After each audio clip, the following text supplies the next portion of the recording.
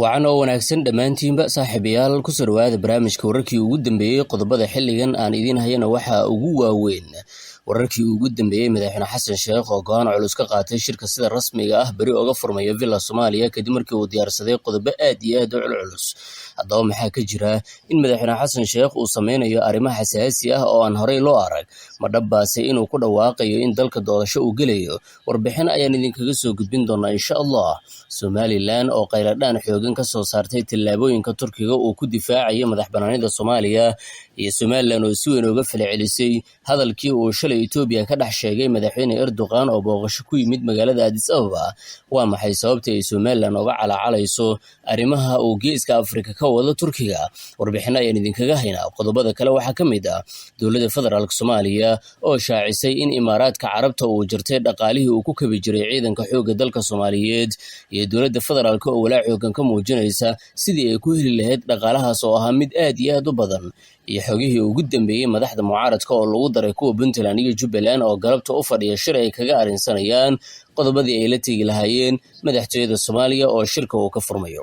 qodobadaasi kuwa kale aan ku faafahin doona barnaamijka insha Allah hadii waa cusub tahay subscribe-tan iyo ilaabin muuqaalkana like-ta inoo saar. madaxweynaha Soomaaliya Xasan Sheekh ayaa lagu soo waramayaa inuu go'aan culus ka qaatay shirka sida rasmiga ah uga furmayo berita magaalada Muqdisho. madaxweyne xasan ayaa la sheegay inuu diyaarsaday qodobo culus oo ay ka mid yihiin arrimaha doorashooyinka. wararka aynu helnay waxay tilmaamayaan in go'aankan culus uu qaatay madaxweyne xasan sheekh inuu yahay in madaxweynuhu uu si rasmi ah ugu dhawaaqayo in doorasho la gelayo noocay doontaba ha noqotee. wuxuu meel iska dhigay arrimihii ku saabsanaa muddo kororsi inuu samaysanayo, waxaana uu qaatay go'aan weyn oo ku saabsan in dalka loo jiheeyo doorashooyin. madaxweyne xasan sheekh oo markaasi difaacanaya hadalla uu hore u shaaciyey intii uu hayay hadda madaxileedkiisa labaad, kuwaas oo ku saabsanaa in marnaba uusan rabin wax la yidhaahdo muddo kororsi, ayaa hadda waxa uu qaadanayaa go'aan masiiri ah oo ku saabsan in madaxda golaha mustaqbalka Soomaaliya oo ay ku jiraan mucaaradka iyo Puntland iyo Jubbaland inuu kala hadlo arrimaha ku saabsan galka doorashooyinka, islamarkaana uu xitaa shaaciyo in doorasho dalka uu aadayo loona diyaargaroobay in doorasho la qabto. laakiin su-aashiisa weydiinta mudan waxay tahay doorasho noocee ah ayuu dalka gelaya, maadaama madaxweynaha uu doonayo doorashooyin aad uga duwan mid ay rabaan kuwa ka soo horjeeda ee mucaaradka ku ah. madaxweyne xasan sheekh sidaad la socotaan wuxuu dhisay guddiga doorashooyinka madaxa bannaan, kuwaas oo lagu biiriyey islamarkaana lagu maalgeliyey dhaqaale aad iyo aad u fara badan. waxay qabteen doorashooyin ka dhacay gobolka Banaadir oo ahaa doorashooyinka golayaasha deegaanka, waxaana arrimahaasi ay ahaayeen kuwa si weyn uga soo horjeedaan mucaaradka. haddaba dhowaan waxay guddiga doorashooyinku sheegeen inay doonayaan inay ka qabtaan dowlad goboleedyada dalka doorashooyin toos ah, inkastoo arrimahaasi aanan la isku raacsanayn. laakiinse hadda waxaan ogaanay in madaxweyne xasan sheekh uu markaasi ogolaanayo in doorashooyin laga wada hadlo, islamarkaana ay muhiim tahay in dalka doorasho uu aado. xalka keliya ee lagu kala badbaadi karo ayaa wuxuu yahay midaasi. haddaba madaxweyne xasan sheekh wuxuu diyaarsaday qodobo aad iyo aad u culculus oo uu la hortegayo golaha mustaqbalka Soomaaliya.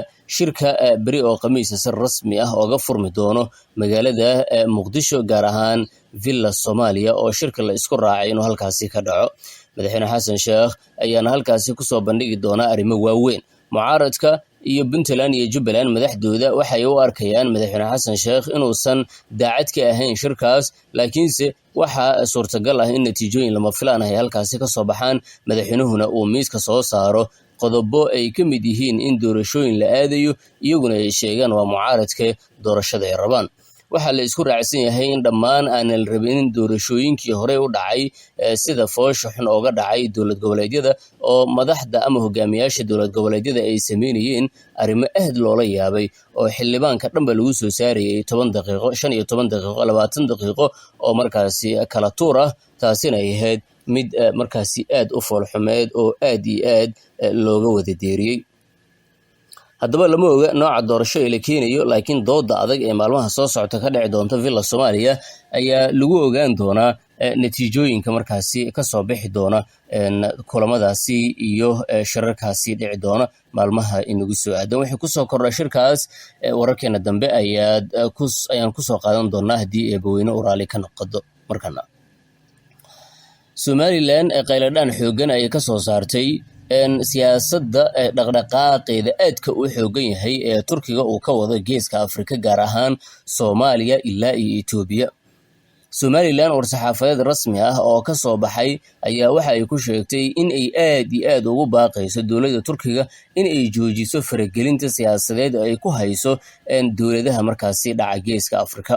Somaliland waxay sheegtay in marnaba aysan aqbalaynin waxa uu wado Turkiga, waxa ayna si weyn uga hortimid hadal uu Itoobiya ka dhex sheegay shalay madaxweynaha Turkiga Rajab Tayyip Erdogan, kaasi oo ahaa in Somaliland ay ka laabato aqoonsigii Israel. Waxa uu sheegay madaxweynaha Turkiga in aqoonsigaasi wax faa'iido ah uusan u lahayn Somaliland iyo guud ahaanba Geeska Afrika.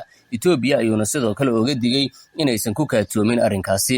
Haddaba Somaliland ayaa arrinkaasi waxay u aragtay mid si weyn u saameynaysa qorshaheeda ku aadan aqoonsiga ay ka heshay Israel. Waxay tiri Turkidu waa in ay faraha kala baxaan arrimaha Geeska Afrika iyo aqoonsiga Somaliland. Turkiga waxa uu wadaa daandaansi aan caadi ahayn, marna kama aqbalayno in Turkiga uu sidaasi noola dhaqmo, ayaa lagu yiri warka ka soo baxay Somaliland, gaar ahaan wasaaraddeeda ku magacaaban arrimaha dibadda. Warkan ka soo baxay Somaliland haddaba maxaa keenay? Waxa keenay waa in Turkiga uu si weyn u difaacayo madaxbannaanida Soomaaliya iyo in Somaliland ay qayb ka tahay Soomaaliya, kana hor yimid arrimaha siyaasadeed ee ay Israel doonayso inay ka samayso Geeska Afrika. Waxa uu wadaa dhaqdhaqaaqyo xoogan isaga oo soo gaaray Geeska Afrika, gaar ahaan dalka Itoobiya. Itoobiya oo cabsi badan laga muujinayo ayuu sidoo kale kala hadlay arrimaha ku saabsan aqoonsiga Israel. Haddaba Turkiga dhaqdhaqaaqiisa xitaa Israel ayaa ka qaylisay. Ra'iisul wasaarihii hore ee Israel ayaa wuxuu sheegay in haatan khatarta ugu weyn ee Israel ay wajahayso in ay tahay dowladda Turkiga. Waxaa la isku raacsan yahay in Turkiga uu haatan saameyn aad iyo aad u ballaaran uu ku yeelanayo, amaba marba marka ka dambeysa uu ku yeelanayo Geeska Afrika. Hadda Soomaaliya ayuu si weyn u soo degay, waxaana uu doonayaa in uu shidaal ka qodo oo markabkii weynaa waa la soo diray. Sidoo kaleeto wuxuu doonayaa in gobolka Shabeellaha Dhexe ee Soomaaliya uu ka samaysto saldhig dayax gacmeedka laga gano ama laga rido. Waxa uu sidoo kale doonayaa in uu isku fidiyo badda gacanka cadan ee kulaasha badweynta badda cas. Sidoo kale waxa uu aad u doonayaa in badda madow ee Indian Ocean uu saameyn xoogan ku yeesho Turkiga. Arrimahaasi oo dhan waa kuwa dhibaato xoogan ku noqonaya Israel iyo sidoo kaleeto Somaliland oo hadda markaasi isxulufaysi samaysanaya. Sacuudiga ayaa sidoo kale taageeraya qorshaha Turkiga ee dhanka militariga, halka Sacuudiga uu bixinayo dhaqaale xoogan. Marka loo fiiriyo Geeska Afrika, Sacuudiga iyo weliba Turkiga ayaa saameyn xoogan ku leh oo aanan innaba markaasi indhaha laga daboolan karin. Markaan u nimaano Itoobiya oo ka mid ah wadamada ugu waaweyn ee Geeska Afrika uguna awoodda badan, waxa ay saaxiib la tahay dowladda Turkiga, waxaana Turkiga uu ku maalgeliyey sanadihii lasoo dhaafay dalka Itoobiya weeyaane lacag kor u dhaafaysa 2.5 bilyan oo doolarka Maraykanka, taasoo ka dhigan in Turkida ay si weyn u maalgashadeen Itoobiya. Itoobiya hubka ugu badan ee casriga ah hadda waxay ka gadataa dowladda Turkiga si shuruud la'aan ah, waxaana Turkiga uu haatan sababta u yimid Itoobiya ay tahay madaxweynahooda in arrimahaasi oo dhan uu kala xaajoodo. Waa saaxiibayaal, barnaamijkeena wararkii ugu dambeeyay ee Soomaaliya ayaad la socotaan. Markana haddii aynu eegno, dowladda federaalka ee Soomaaliya ayaa waxa ay sheegtay in Imaaraadka Carabta uu jaray dhaqaalihii uu siinayay ama uu ku taageeri jiray ciidanka xoogga dalka Soomaaliyeed. Dowladda federaalka ee Soomaaliya waxay shaacisay in dowladda Imaaraadka Carabta ay si rasmi ah u joojisay taageeradii dhanka ammaanka ee ay siin jireen Soomaaliya. Talaabadan oo ka dhalatay go'aankii xukuumadda Muqdisho ay uga baxday heshiisyadii iskaashi ee labada dal u dhexeeyay. Waa hagaag wararkii saaxiibayaal, wanaga intaas nabadi.